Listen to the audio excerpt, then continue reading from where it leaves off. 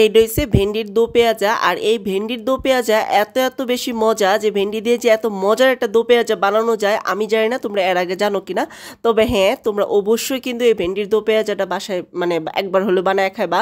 তোমরা নর্মালি যেভাবে ভেন্ডি ভাজি করো না, মানে তার থেকে একটু ডিফারেন্ট স্টাইলে তোমরা এই ভেন্ডি ভাজিটা মানে করলা আর কি। তো এই দো পেঁয়াজাটা দেখতে যেমন সুন্দর, খাইতেও তেমন মজা, আর বানাইতে সুপার লেভেলের হচ্ছে যায় সহজ। সো হাই, আসসালামু আলাইকুম আমার মেয়া ভাই বুঝিরা, সবার কি অবস্থা? আমি তোমরা নেত্রকোনার বুঝি আকাশী জাকারিয়া। তো এই যে দেখো, আমি কিন্তু এনে লম্বা কতগুলো ভেন্ডি নিয়ে নিলাম এবং ভালো মতো করে ধুইয়া পানিটা ঝরায় তারপর আমি কাটতে নিতেছি।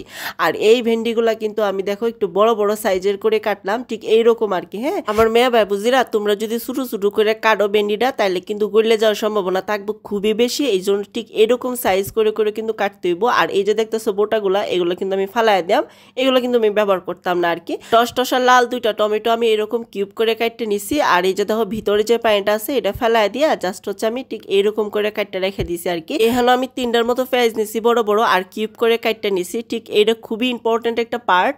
তো প্রথমে দেখো একটা প্যানের মধ্যে আমি সরিষার তেল দিয়ে দিলাম, তারপর তেলটা হালকা যখন গরম হয়ে আইব তখন এই পেঁয়াজগুলো আমি দিয়ে দিলাম, দিয়া এটার একটু দো ভাজি করে নিলাম। হ্যাঁ, যখন দেখবা যে পেঁয়াজের কালারটা ঠিক এরকম হয়েছে তখনই এটা অলাইলতে হইব। তারপরে ওই প্যানের মধ্যে কিন্তু আমি ভেন্ডিগুলা দিয়ে দিছি।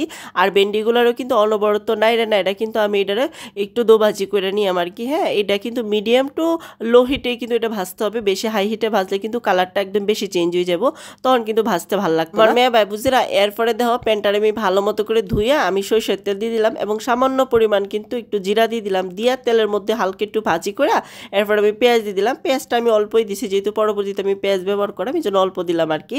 এরপরে এই তেলের মধ্যে দেওয়া হলুদের গুঁড়া, মরিচের গুঁড়া, ধনিয়ার গুঁড়া এবং জিরার গুঁড়া 1 চা চামচের মতো করে দিলাম। সবগুলোর মশলারে আমি 2-3 সেকেন্ডের মতো লো হিটে কিন্তু ভাইজা নিলাম এবং এরপরে আমি অল্প একটু পানি দিলাম, দিয়া এটা ভালো মতো করে কষায় যখন তেলটা উপরে ভাইসা আসবে তখনই কিন্তু আমি টমেটোগুলো দিয়ে দিছি, দিয়া কিন্তু আবার এই মশলাটার সাথে ভালো মতো করে একটু কষায় নিলাম। হ্যাঁ, কষানোর পরে যখন দেখবা যে ঠিক এরকম হয়ে যাবে, মানে প্রায় হচ্ছে 50% আর কি সেদ্ধ হয়ে যাবো টমেটোটা, তখনই কিন্তু এই যে ভেন্ডিগুলা দিয়ে দিলাম।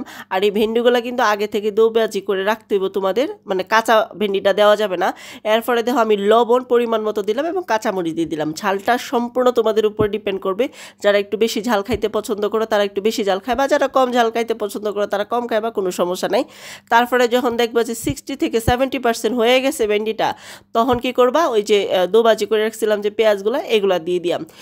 দিয়া কিন্তু এখন আমি আবার একটু ভালো মতো করে নাড়াচাড়া এই যে এখন আমি চিলি ফ্লেক্স দিয়ে দিলাম। হ্যাঁ, চিলি ফ্লেক্সটা আমি আবারও বলতেছি তোমাদের মন মতো করে দিবা, মানে ঝালটা তোমাদের মন মতো করে খাইবা। তো আমি একটু বেশি ঝাল খাই, এই জন্য একটু বেশি দিলাম আর কি। তবে হ্যাঁ, তোমাদের কিন্তু অবশ্যই চিলি ফ্লেক্সটা দিতে হবে। যদি বাসার মধ্যে চিলি ফ্লেক্স না থাকে তাহলে কতগুলা কিন্তু শুকনা মরিচ একটু ছোট ছোট করে কাটটা এরপরে তোমরা দিয়ে দিবা। এই যে দেখো ওই উঠছে, এখন আমি ওলা আলছি। আমার মেয়া ভাই বজিরা, যদি এই ভেন্ডির দো পেঁয়াজাটা তোমাদের ভালো লাগে, তাই যদি চাও যে অন্যজনের দিয়ে হোক সে হোক বা উপকারী মনে হয়, তাহলে সবার উদ্দেশ্যে শেয়ার করে দিও। আর তোমার টাইমলাইনে তো মানে আইডিতে অবশ্যই শেয়ার করে রেখে দিও, যাতে করে ঝটপট দেখে বানায় আলতারো।